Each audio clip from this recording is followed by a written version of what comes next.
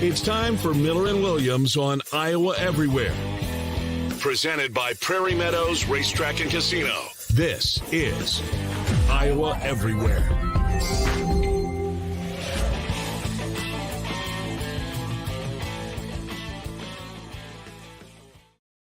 Hey guys, happy Friday and welcome to Miller and Williams here on Iowa Everywhere. I'm Chris Williams, joined as always by Jon Miller, and we are presented by our friends at Prairie Meadows Racetrack and Casino, your favorite place to play. Jon Miller is holding a live dog. It's Ginger. It's the mascot of the show. You woke her Ginger. up? She was Why'd snoring. you wake her up? She was snoring too loud before we even started the show, and I'm trying to get her situated in a more favorable sleeping position where she doesn't snore before we do. Like I might need to side type deal. Yeah, I may need to talk with your wife about some surgery we're considering for her. She has like constricted breathing, so may need to get another second opinion. How old's this dog? 5. Okay, yeah, she's probably worth the surgery then. Right, we like considered that. Died 2 years or something. Right, like right. Yeah. It's been a while. Do you have good holidays? Everything good? Yeah, things were good. I think we came out of it mostly healthy, other than like I had a tooth infection, which is like kind of a semi-annually thing. I've got wisdom teeth that like are partially out. One's coming in at a sideways angle. You think I was, born and raised in, Czechoslovakia or something, somewhere in Europe where they don't do dentistry. And, but yeah, I got to get it cut out. I've known this for a long time. I've just been a wuss, but I need to go do it. Okay, then. Inside Dentistry here on Miller and Williams. Well, because the pain level is just below that of the kidney stone that I had about a decade ago, which I wanted to die. I lived on roughly the quarter of Ashworth and Jordan Creek by Lutheran Church of Hope was my house, right? There's a hospital less than 2 miles from there, all right, towards, I guess, is it University or Hickman? I kind of forget the streets now. I made it halfway, drove myself. I made it halfway. And I had to pull over because I was blacking out from the pain. Jeez. And I had to call an ambulance, and I was a mile from the hospital. My God. Yeah. The tooth pain is just a little bit under that. Yeah, I hope you get that taken care of. I should. Right now, I want no sympathy because this is a dumb, bullheaded John issue. I look at energy stocks. You're doing fine. Go and get your. It's not a matter of cost. It's just a matter of, I don't know, stupidity. Dude, what is it about the older you get in the dentist? Because when you're a kid, it's like it's set. Mom and dad take you. You have to go. And then even like when I was in college, it's like, oh, on Christmas break, I'll go to the dentist. It's just like a set deal. When you become an adult, it's like the dentist is the one thing that I consistently will just put off. I mean, I go, but it's like I'll find any excuse to cancel that appointment. No doubt. Absolutely. Because it's, we like a lot of things in life that we're forced to either do or think when we're children. You get to be an adult. You're like, you know what? I don't think that way anymore. I'm going to think for myself. Sorry. Yeah. You indoctrinated me on 110 things. I'm going to look my own way now. But, the dentist really should not be a point of subjection. It's subjectively a good thing to go, and we're just dumb.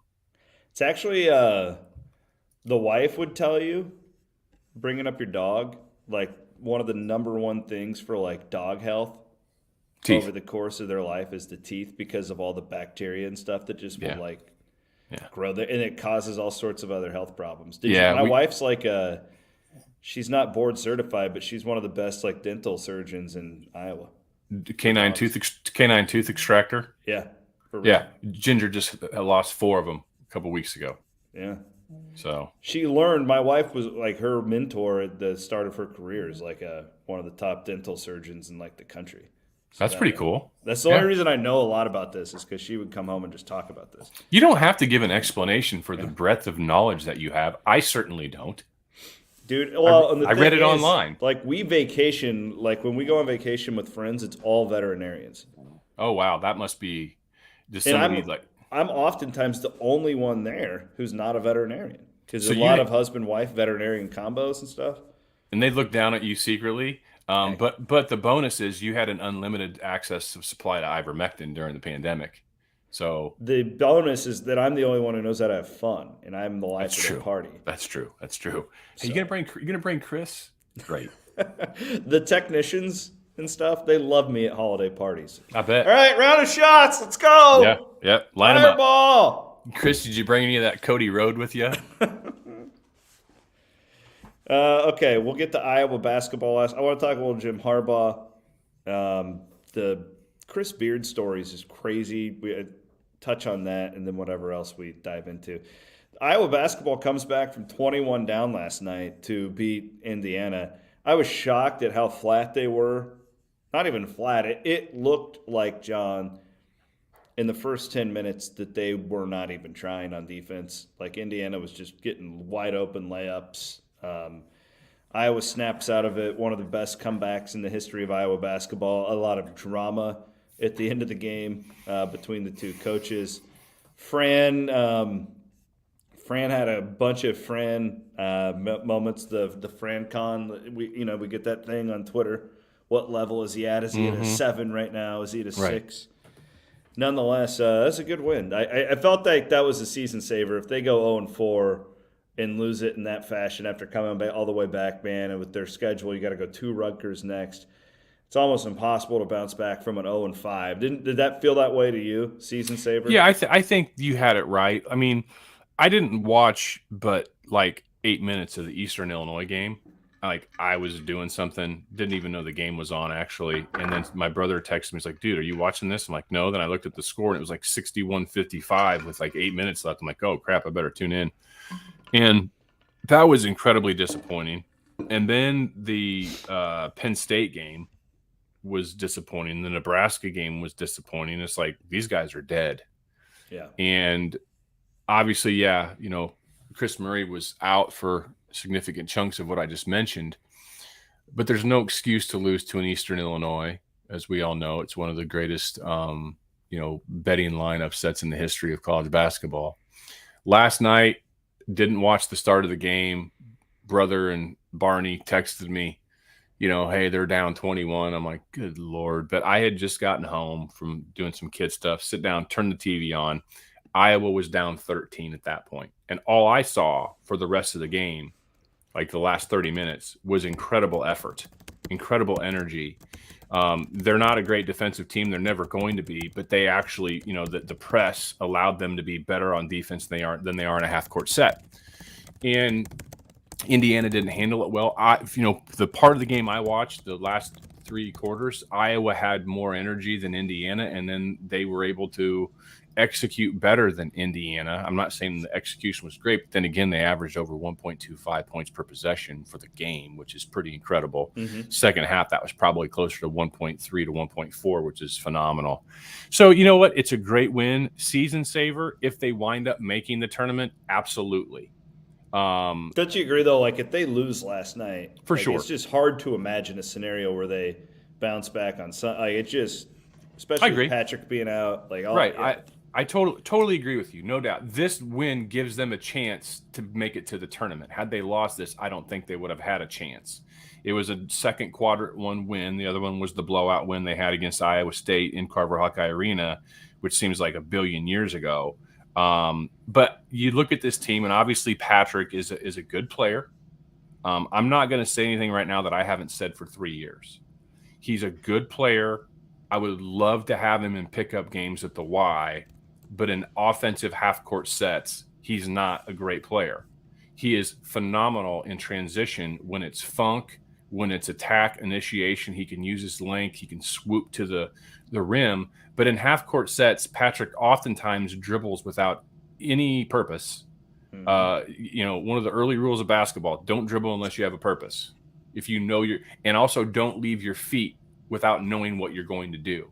Patrick leaves his feet all the time with no idea. It's just a funk game. And he's good. I'm not dogging him. It's not like, he averages over 12 a game. So, okay, yeah, he's good. I'm not saying that he's not good, so don't twist it. But he's not a half-court set player. And Iowa has to run a lot of half-court sets because teams, whenever other teams are on the offensive end, they shoot, they send guards back to gum up Iowa's transition game. So But losing Patrick in the end is going to be a negative effect for however long they lose him. And I absolutely salute Patrick for taking care of himself, for stepping out, for being public with it. It's not an easy thing to do. Great deal of respect for that. I'm really looking forward to the day when things like this become everyone's supportive of it. You don't get jackasses on Twitter saying, your life's so easy. Your dad's a millionaire. You got a full ride scholarship. What do you have to be anxious about? Fuck off. Okay. Mm-hmm. That's not what anxiety is about at all. It's not. You can be the wealthiest person in the world and still be miserable because you have a mental pre-inclination to suffering from anxiety and depression. So just F off with that. Especially a young man too. Like that's the case with anyone, John, but I mean, with his past and everything he's gone through and just the demons that he's had to fight because of the cancer battle and it's just this lack of humanity and compassion. I just get, some people are saying sometimes, John, sometimes you tweet too angrily or an edge, and they're right. I need to do a better job of entering into conversations with people without the fuck off mindset. But there are just sometimes it's like, you know what? I got nothing for you other than double bird. And this is one of those times. So Patrick, you stay gone as long as you need to stay gone. You do you.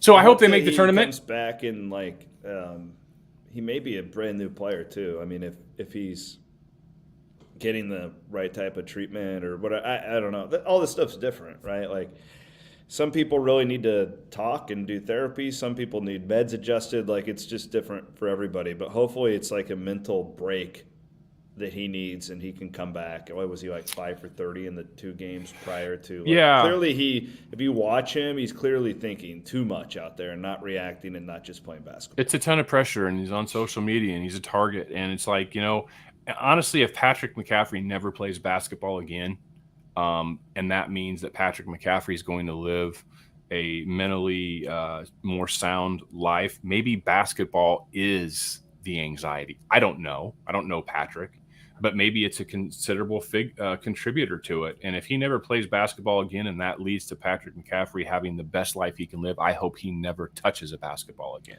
I think the majority of these guys, and it's different now with name, image, and likeness because there's value to it, the majority of these guys should not be paying attention to Twitter. There was I'm not speaking out of turn. I don't think he would mind if I said this. When I was out in Portland with Iowa State, I'm very close with Caleb Grill. I've known him since he was a sophomore in high school. I love his family.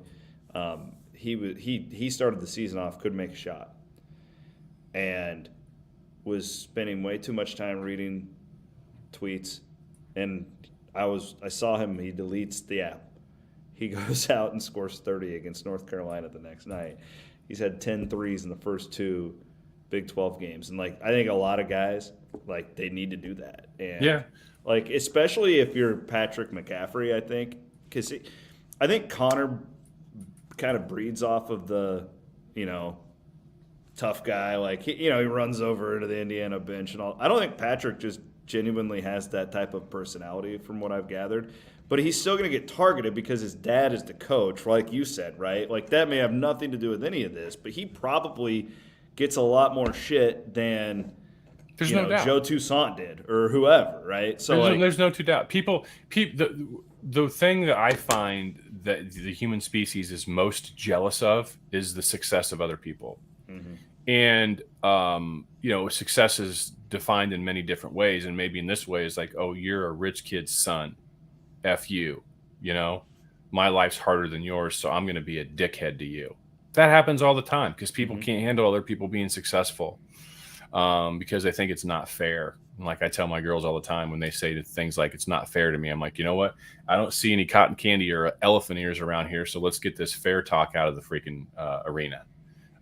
So that's not what life's about. But yeah, it's unfortunate. But back to the team, if they play defense like that for 70% of games going forward, because you can't keep up that maximum intensity for every game for a whole Big Ten season. You just can't.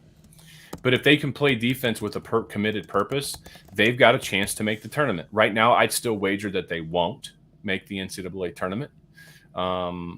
But you know what? I've been really wrong about this team. I thought they were going to take a much bigger step back last year, and they didn't. They were actually, in some regards, maybe a tougher team to defend than the year before. Yeah, the problem I have with Iowa, and I thought they were going to lose last night even with like 10 to play, is you just can't trust them to get a stop.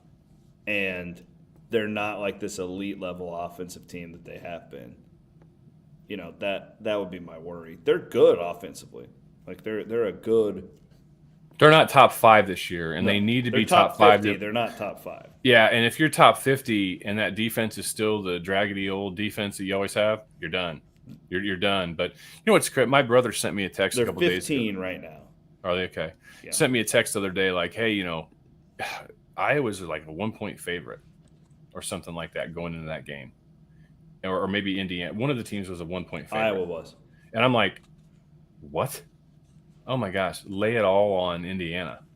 So I don't wager college basketball. It just is like, what do these guys know? I didn't see that coming.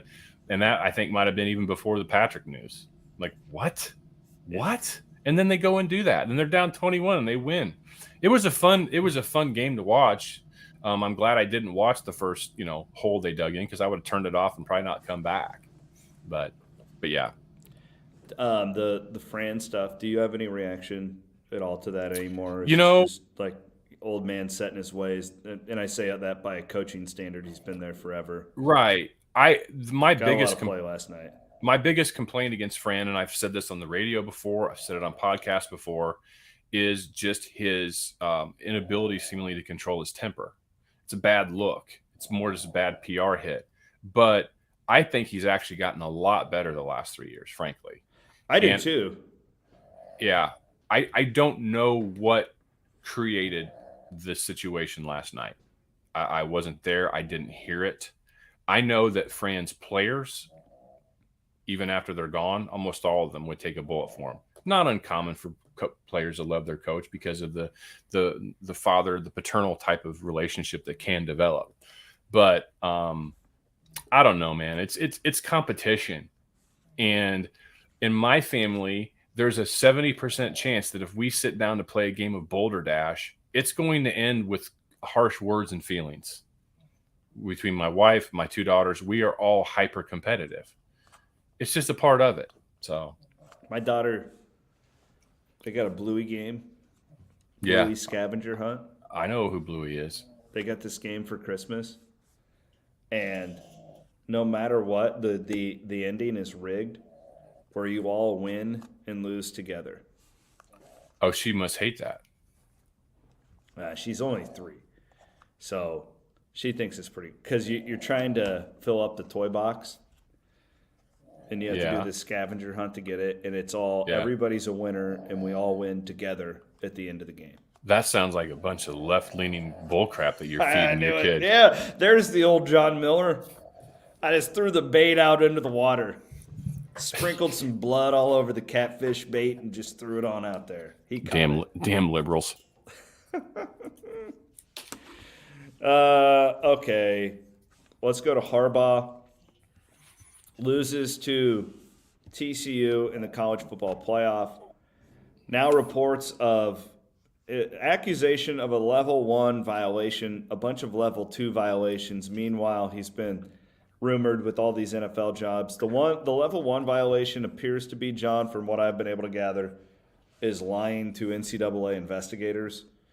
Lack of compliance with an investigation. Yeah, but these I don't know, these things are not a big deal. Like, they technically can fire him for this, but they're certainly not going to. The guy's made 2 playoffs in a row. The level 2 stuff is like, oh, there was an extra coach out on the field coaching during a practice. They videotaped some practices that they weren't supposed to. Right. They were accused of contacting a kid during COVID when everything was shut down, which is a little bit bullshit. Like, because our whole world, we just like forget what those couple weeks were like when we had no idea what this thing was. And, right. So that to me would probably be the most serious thing. Harbaugh puts out a statement yesterday that he intends to come back to Michigan. It's still pretty wishy-washy. A little bit surprised here. It did seem like after last year, he wanted the Vikings job. The Vikings move in another direction. He comes back. makes this vow. This is not going to be a thing that I do each and every year. I'm a little bit, I guess I'm surprised. I don't know if I should be surprised. Maybe I'm the one that should have been just wrong here. Why did I trust Jim Harbaugh that he wouldn't be more interested in the NFL again? But I don't know. It just feels like he's got a really good thing going there. And I like Harbaugh myself. Like, I think he's a really good coach. Everybody killed him. And I just remember when it was the COVID year. And, like, they were, like, wanting him fired. And I mean, you imbeciles. Like, where this program was before this guy got there, who the hell do you think you are? I don't know. Like, I thought Harbaugh would be there for another 10 years. Where are you at on it? Well, his statement says, I'm aware of the rumors and speculation over the past few days. College and NFL teams have great interest in all our personnel, blah, blah, blah. As I stated in December, while no one knows what the future holds, I expect that I will be enthusiastically coaching Michigan in 2023. That's not exactly, a bullet, but he doesn't have to, frankly. No. I was envisioning myself the other day being like in a Michigan press conference and somebody to my right asking Harbaugh and just like picking apart those words, which you can. And that's what everyone in sports talk radio is doing all over the country, is picking apart those words like I just did. It's like, so what? I think Harbaugh is like a clown caricature. He's just, it's not my style. I would not want him to be the head coach at Iowa at all. I don't. I think he is just it's just not my style. I want to be careful what I say because it's not this is not for me. I don't like his persona. I'm not saying it's false. He's just not for me. To me, it's oil and water. But he's obviously, turned that program around. Took a while, but they've been doing it at the line of scrimmage, which is what Michigan used to be. I'm surprised it took them that long. But I wouldn't say that statement would allay my concerns if I'm a Michigan fan. No. So, especially with the NCAA stuff. To me, the NCAA stuff is a nothing burger. You have a kid transferring to play to Wisconsin. Was it yesterday or the day before? And basically in his tweet that insinuated that, he was talking to Wisconsin before he even entered the portal and there was no reason to look at anywhere else. It's basically admitted tampering. All right. Or what the notion of tampering that we've always thought, tampering to the level that if that was in the NFL, Wisconsin would be fined millions of dollars by the other owners. Same thing in the Major League Baseball. But in college football, the only rules we have is there are no rules. We have no direction. We have no roadmap. So it is the Wild West. Do I think Iowa, quote unquote, tampered to get Cade McNamara? Hell yes. Of course they did. I have zero doubt about it. Don't know the process. Probably the process, Chris, with all these things is, you got coaches that develop a relationship with these guys. You're probably interested in them at one point in time. That coach developed a relationship with his high school coach. So the player says, you know what? I'm going to leave Wisconsin. Don't tell anybody, high school coach, but could you maybe reach out to your contact at Iowa to see if they'd have an interest in me, or vice versa? Yeah. And then the contact at Iowa would have somebody that's not affiliated with the football program talk to that coach. You have third-party intermediaries that creates plausible deniability, and that's how it happens. And everyone's doing it, and allegedly it's against the rules, but no one's getting in trouble. So what Michigan's accused for? Yeah. Nothing, Burger. Nothing. Yeah. That's well said. Then the whole thing, too, I don't know. I almost wonder if all of these coaching staffs would be better if they would just get rid of like the 10 analysts and grad assistants and stuff. Like, it's got to be overwhelming if you're Matt Campbell or Kirk Ferentz and you go into that, like, okay, who's that guy in the corner? What's he do? Like, you know what I mean? Do they really need all these guys? No. Well, they're probably doing it because Saban started doing it, and then it's an arms race. And it's dumb. It it's makes really, your really dumb. football program much more like corporate. Like there's more of a. But isn't it? That's what it is. Yeah, but I would question: is that right? Is that necessarily better? Well, right or better are both very subjective questions. Okay, let me ask you this, because I would argue, now this is in the media world, but the companies I've been associated with that are locally owned, where one or two people can make a decision, the leaner ones, I guess, are much healthier and you have the ability to pivot. You have the ability to There's do no more doubt. things. There's no doubt. It's the same thing with my company. We talk about that very aspect all the time. We compete against multi-billion-dollar companies, and we're better. And it's because we can be leaner, we can be quicker. We're not beholden to shareholders. We're 100% privately owned. We've taken no outside money. We have no, we're not puppets on the end of strings. So yeah, you're right. That's true. But I don't know, man. I think that college football is just. Part of me sometimes wonders if in 30 years high school football is even going to exist, because of the litigious aspects of things. It's interesting what we all saw on Monday Night Football with Hamlin, and how that played out. Aaron Rodgers and some older players the next day is like, what am I doing here? I got to really question why I'm still playing this game. So I don't know. I think there are bigger problems than that, but yeah, maybe there are too many analysts. The high school thing's going to get fascinating. Do you want me to go down my media rabbit hole? Sure. Why is it like here locally, or you say it in Kansas City too? If I'm the athletic director at Ankeny Centennial or West Des Moines Valley or Dowling, why aren't you selling your media rights? Like all these streaming companies are trying to come in and they're selling commercials. Sounds like a business waiting to happen. Well, I'm sure there's some of it going on now. Like I'm sure, like if you go and broadcast a game at Ankeny, like you have to pay something. But like, why aren't we like, hey, okay, Channel 13, you want to do your games of the week on Friday? Right. You can have rights to all of ours for the next 10 years for $400,000. I don't know what the number is. I have no idea what the value is on that. But I think that's what's next. So this is interesting. So let's think of this hypothetically. Even a school like West Branch or Clarinda, right? Yeah. Where you're from? I saw the Iowa Chill guys basically rank Clarinda as the worst town in Iowa, by the way. Actually the joke's on them because there's like over 1,000 towns in Iowa, so they ranked us in the top 10, 15%. So suck that. 17.6%. Well done. Yeah. Good. Well done. But even still, even in Clarinda, they want to watch what's the Clarinda? I watch my niece, Addison. She plays varsity basketball. I watch every one of her games. What's the mascot there? The Cardinals. Okay. Hockey the good. Cardinal. I was glad it wasn't some kind of Native American accent. Oh, there's a lot of those too. So the Cardinals, people want to tune in to watch them. People want to tune in to watch their alma mater. I listened to West Branch High School webcast. I watched a video cast of their playoff games. Their last one at home. Somebody comes in and basically, buys the rights to stream every single high school game in Iowa, and they have to make a purchase of equipment, make sure that there's good enough Wi-Fi there at the games, but they control all that. And then they sell local advertising to it, which that's probably the encumbrance is you're not going to have enough manpower to go out and sell $100 ads to Main Street Suites to be a sponsor. But probably for larger schools than that, the CIML could come together and sell a media rights deal. Yeah, for sure. I think you're onto something there.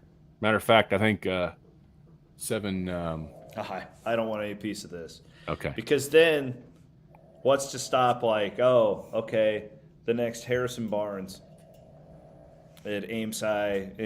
How many people are streaming my games?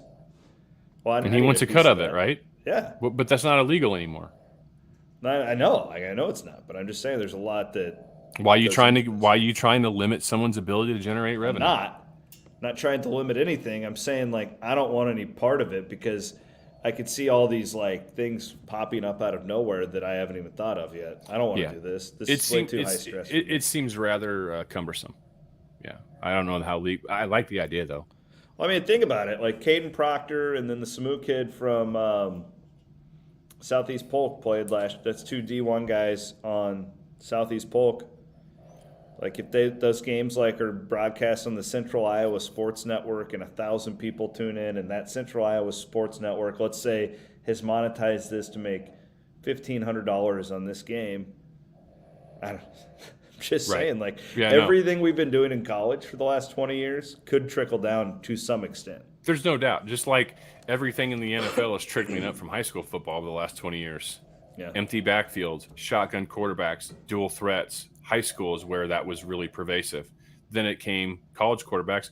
There's not a ton of pro-style passers anymore to get because they don't do that under center for a lot of these guys when they come to college. If they come play for Iowa, the first time they've taken snaps under center is when they get to Iowa.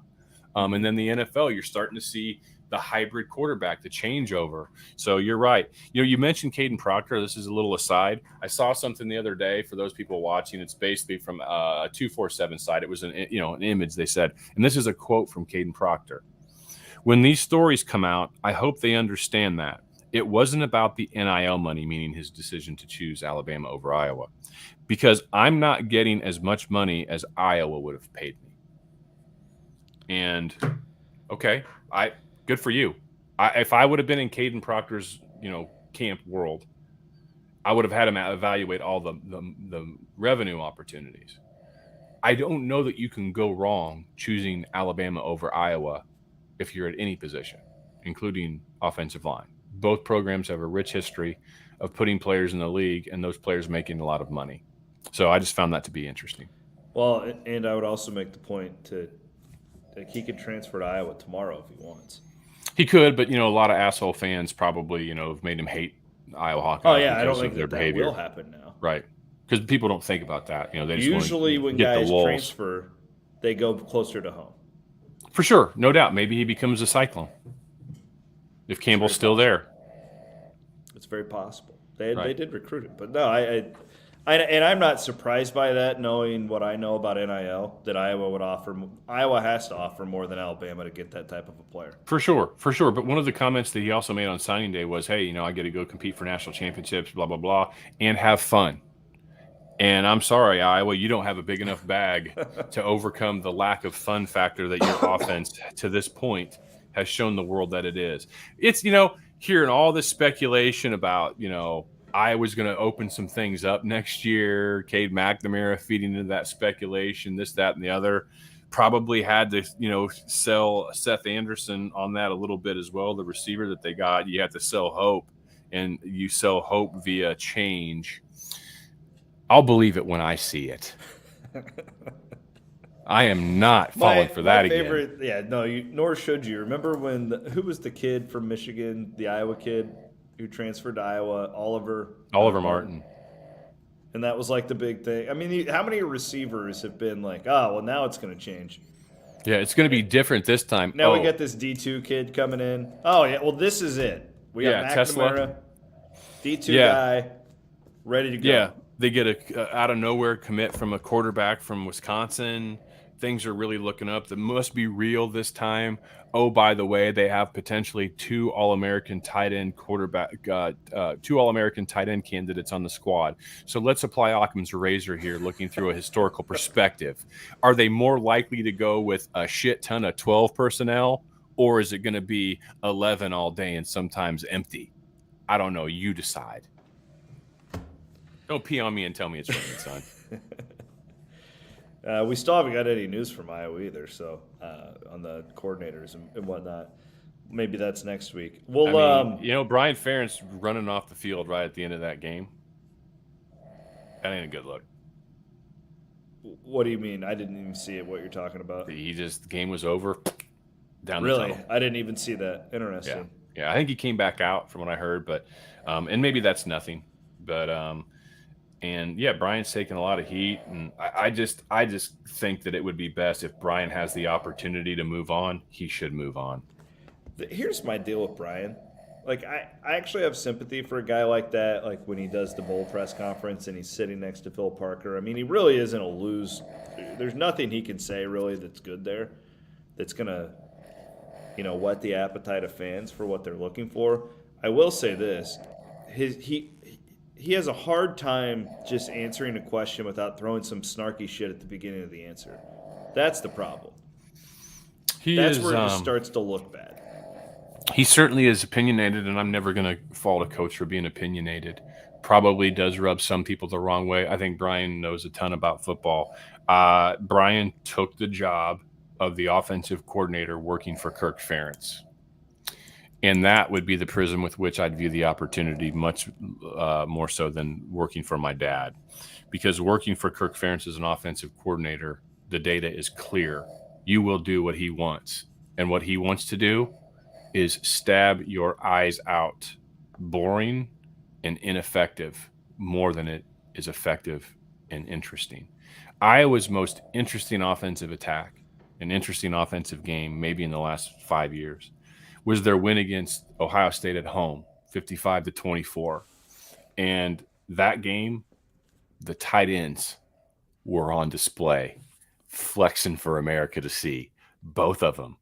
2 tight ends taken in the first round of the NFL draft. That is Iowa. I'm glad for it. It's great. But that's the kind of bullshit that you're trying to sell the receivers. So and you I, don't Chris, think Seth Anderson is going to change this? I don't hope. I hate to You got burn Nico them back. out. That's good. Yeah, that is actually good. But I think that the data is in my favor. And was Greg Davis allowed to put his fingerprints on it? Sure. Did Brian Ferentz do some nuances and things? Probably. But the trend from Ken O'Keefe to Greg Davis to Brian Ferentz is horrible down and to the right. It's horrible. Just unspeakably bad. Jon Miller, ladies and gentlemen. How many years have you been doing the Hawkeye podcasting? I've been talking 40? or writing about the Hawkeyes since 1999. You and Zabel, baby. Right. One point in time, I was a homer. I made the Kool-Aid. Those days are gone. Dino is watching on YouTube. He's asking, is somebody's dog snoring? It's Ginger. Hey, Dino, you must be new here. Is this your first time listening to the podcast, And Dino? if you are, thank you for being here. But that is Ginger in the background. She just heard her name, so she stopped snoring for a few seconds. I asked Chris before we started, do you want me to go lock her upstairs? No. He said, no. She's a part of the show. So, that is Chris's problem. And this is a professional move that I'm doing right here. I hear Chris typing, so I just kept talking to make sure that, there wouldn't be dead air. No, I appreciate that. Yeah, you got it. Let's do the Chris Beard thing real quick. He's fired as Texas's basketball coach with cause. We don't need to run over everything that happened there. Domestic allegedly abuse. happened or whatever we have to say. Props to Texas, I think. I have a feeling this will be fought in court by Beard's people, but this got interesting when the alleged victim, came out and basically was like, hey, I didn't mean for him to get arrested, yada, yada, yada. But there's just a lot of times, John, where these powerful guys, and Beard's probably one of the stature-wise 5 biggest in college basketball prior to all this, where they can basically get away with anything as long as they're winning. The opportunity was here, I believe, for Texas to take everybody's word for it and move on. I think they did the right thing, though. What we know from this case, if you read the affidavit, even if you just take the woman's word for it, like, it still just looks bad for a leader of young men at a public institution like this. I think that they made the right call. This is probably an actuarial decision in that the negative aspects of keeping Chris Beard were far more painful and potentially injurious to the university and basketball program in the long term than retaining him and crawling through a Andy Dufresne river of shit to deal with what they'd have to do to keep him. The benefits of keeping Beard to the program, the negative pain outweighed the other side. Opposing crowds?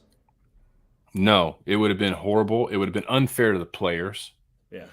And I think they made the right decision because they're Texas. They have one of the top 3, probably largest, revenue pots of any other.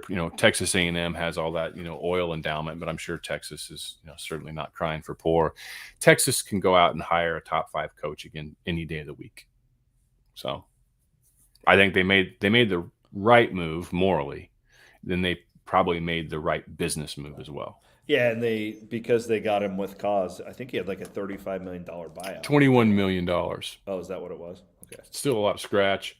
And yeah, he'll fight it, but I I actually was reading that he may not fight much because if they fight it, then the court will dig into what actually happened and maybe he won't want those details out there.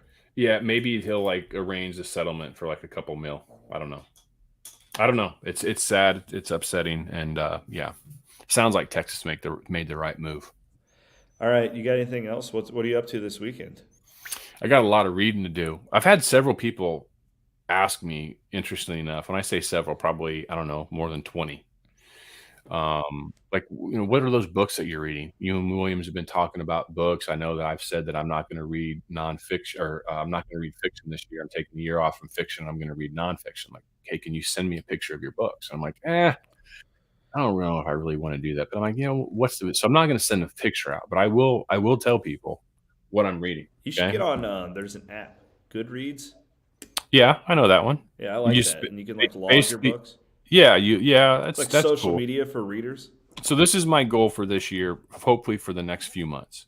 Number one, the barbarian conversion from paganism to Christianity. Number two, how Jesus became God. Number three, the God Delusion by Richard Dawkins.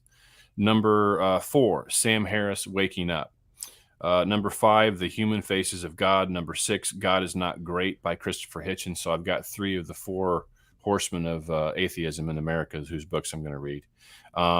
Whatever number this is, In Search of Zarathustra, which is basically talking about Zoroastrianism, a religion that I think probably was very much impactful, not only in Christianity, but Buddhism, and Buddhism predates Christianity. And then just a book on world religion. So I spent, all the previous like 48 years of my life. I'm 51. So 48 years of my life, I basically read and believed everything I was taught and told to read and believe. Now I'm just reading some other things, and we'll see where I land when it's all said and done. Haven't closed the door on anything. Sounds like some really light reading here to start the year It's just deep soul searching. And also in the midst of this, I'm about 140 pages into, I wouldn't call it a book right now because really it's just, I'll read something, or I'll hear something in a podcast. I press pause in the podcast. I talk into my notes, or I read something and I have to stop and I have to get a thought out. And I'm like 140 legit pages that I've written from that. Big time first world 2023 problems here. But God, we've got to get better with the talk to text technology. Agree. Oh my gosh. It's horrible.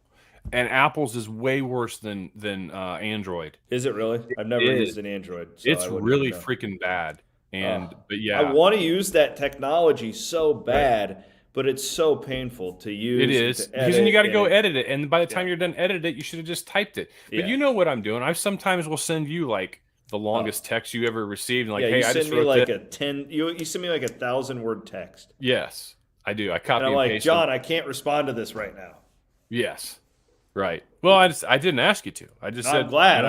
I just sent it to you. I want you to Jontificate via text message. Yes, Jontificate. Yes, and I've got a Substack, jontificate.com. It goes to my Substack, and I'm going to be populating that because you and I are for real going to start doing a million Williams Miller non-sports podcast, and we've got a wing dinger of an opening topic that we talked about before this episode. Yeah. So we're looking forward to that. For those of you, who have asked for this, you're going to get it.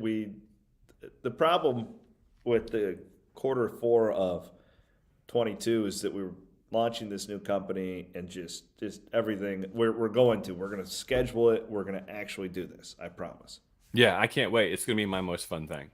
And that probably will be along the vein and lines of what I intend to do the rest of my waking days on this planet, as long as have a consciousness that drives this sack of skin and carbon that I call a body.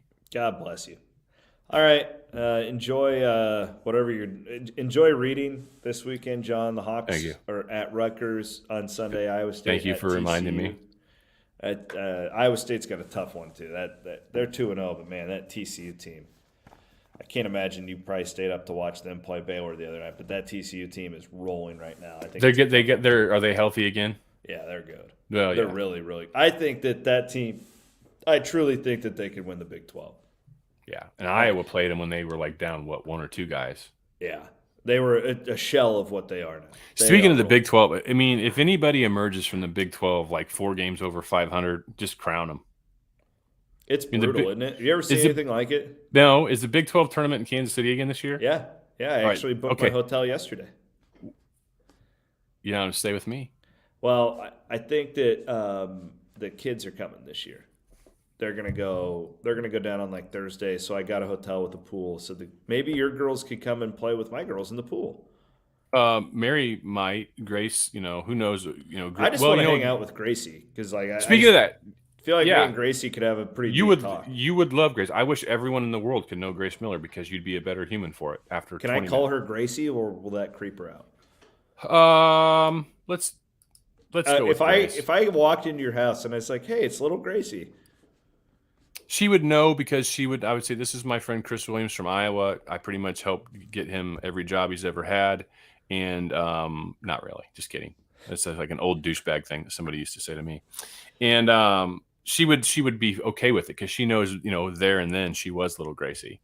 But at any rate, yeah, she and I are going to attend the Iowa State Kansas basketball game next Saturday on the 14th.